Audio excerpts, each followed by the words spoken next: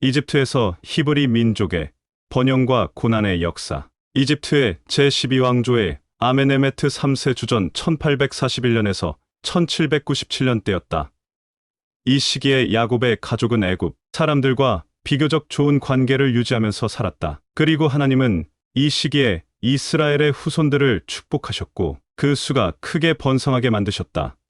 하나님께서는 족장들에게 그들의 후손이 하늘의 별과 땅의 모래 같이 되고 그들이 큰 민족이 될 것을 약속하셨다.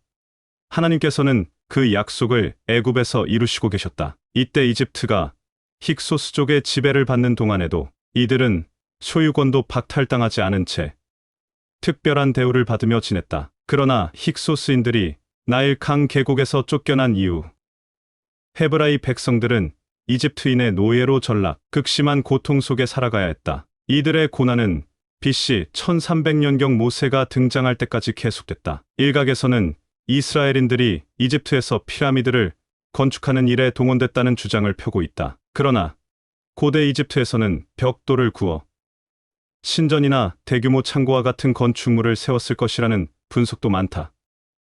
이는 이스라엘인들의 당시 삶과 밀접하게 연결된 주제이기도 하다. 데이빗 코크 박사는 리버풀 대학교에서 이집트학 박사 학위를 취득한 학자이다. 밴쿠버 신학교의 연구원으로서 성서 고고학 그룹에 기고한 글에서 고대 이집트의 건축물은 주로 돌이나 진흙 벽돌로 지어졌다고 설명했다. 돌은 귀하고 희귀한 재료였기 때문에 대부분의 건물은 진흙 벽돌로 지어졌다.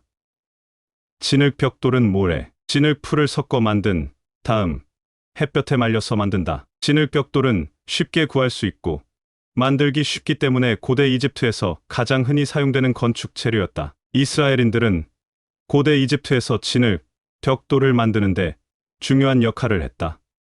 그들은 진흙을 채취하고 진흙을 섞고 벽돌을 찍는 일을 했다. 이들은 또한 벽돌을 말리는 일을 했는데 이는 매우 중요한 작업이었다. 벽돌이 제대로 말리지 않으면 쉽게 부서질 수 있기 때문이다. 이스라엘인들은 또한 고대 이집트에서 다른 종류의 건축 작업에도 참여했다. 그들은 궁전, 신전, 피라미드 등을 짓는 데 도움을 주었다. 또한 그들은 도시와 농지를 건설하는 데에도 참여했다. 이스라엘인들은 고대 이집트에서 노예로 살았다는 성경의 기록이 있다. 그러나 고고학적 증거는 이스라엘인들이 노예가 아니라 자유노동자로 살았다는 것을 시사한다. 예를 들어 고대 이집트의 기록에는 이스라엘인들이 임금을 받고 일했다는 기록이 있다. 또한 고고학 발굴을 통해 이스라엘인들이 살았던 마을과 집들이 발견되었는데 이러한 유적들은 이스라엘인들이 자유롭게 살았다는 것을 보여준다. 이스라엘인들은 고대 이집트에서 약 400년 동안 살았다. 이 기간 동안 그들은 번성하고 그들의 수가 크게 늘어났다. 고대 이집트에서 이스라엘인들은 자신들의 문화와 종교를 지속적으로 지켜나갔다. 그들의 역사에서 중요한 부분을 차지한다. 이스라엘인들의 삶에 대한 고고학적 증거.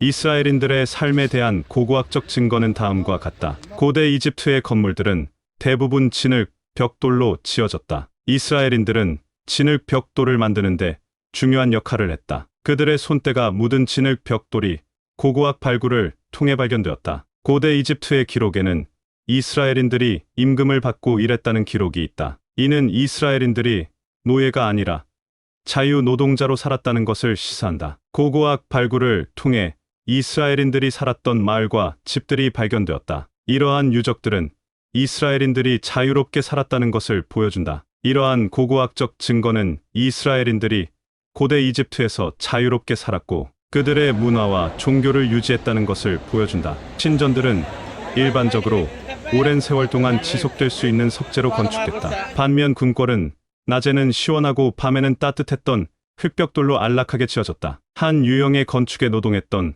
사람들은 다른 유형의 공사에 투입하지 않았다. 이는 전문성을 위한 것으로 보인다.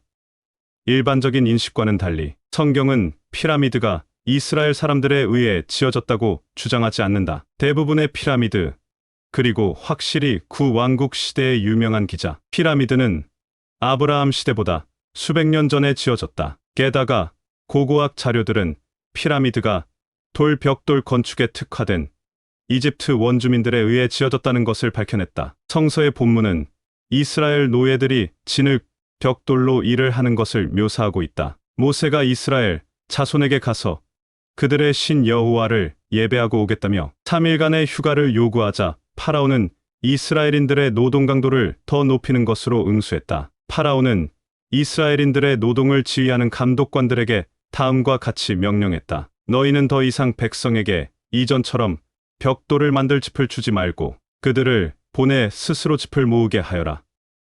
그러나 그들이 이전에 만들었던 벽돌의 몫은 그대로 유지해야 한다. 당시 이집트는 도자기와 비슷한 유리 공예품도 많이 제작했다. 다만 유리를 불어 만드는 기술이 당시로서는 매우 고급 기술인 청동기 합금 기술, 금은 재련 기술 등 여러 방면의 문화와 문명이 발달과 함께 강력한 중앙집권적 국가체제를 갖추고 있을 때 히브리인들은 유목민의 신분에서 문명의 주역으로 변수할 수 있게 되었다. 더구나 그들에게는 이집트 왕의 총애를 받고 총리가 되어 이집트 전역을 관장하는 형제 요셉의 보살핌이 있었으므로 여러 혜택을 누릴 수 있었다. 한편 중국은 석기 시대에서 막 잠을 깨고 청동기 시대에 막을 올리고 있었다. 하지만 고조선 일대인 요서, 요동 한반도는 여전히 신석 시대에서 잠자며 새로운 문명의 주인을 기다리고 있었다.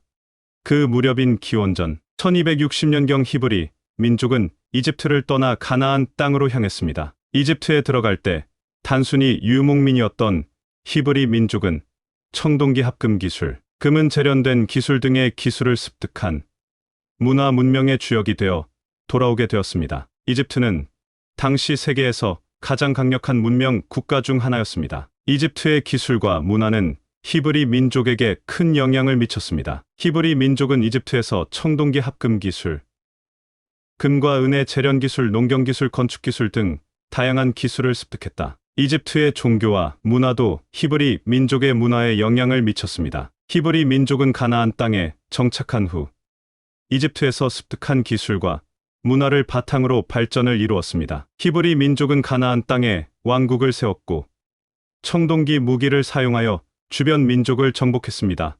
또한 히브리 민족은 성경을 기록하여 그들의 문화와 종교를 후대에 전했습니다. 히브리 민족의 이집트 탈출은 세계 역사의 중요한 사건이었습니다. 이 사건은 히브리 민족의 문화와 종교의 발전을 가져왔고 세계 문명의 발전에 기여했습니다. 특히 히브리 민족이 이집트에서 습득한 청동기 합금 기술은 당시 세계에서 가장 중요한 기술 중 하나였습니다. 청동기 합금 기술은 히브리 민족이 가나안 땅에서 강력한 국가로 발전하는 데 중요한 역할을 했습니다. 또한 히브리 민족이 이집트에서 습득한 금은 재련 기술은 히브리 민족의 경제 발전에 기여했습니다.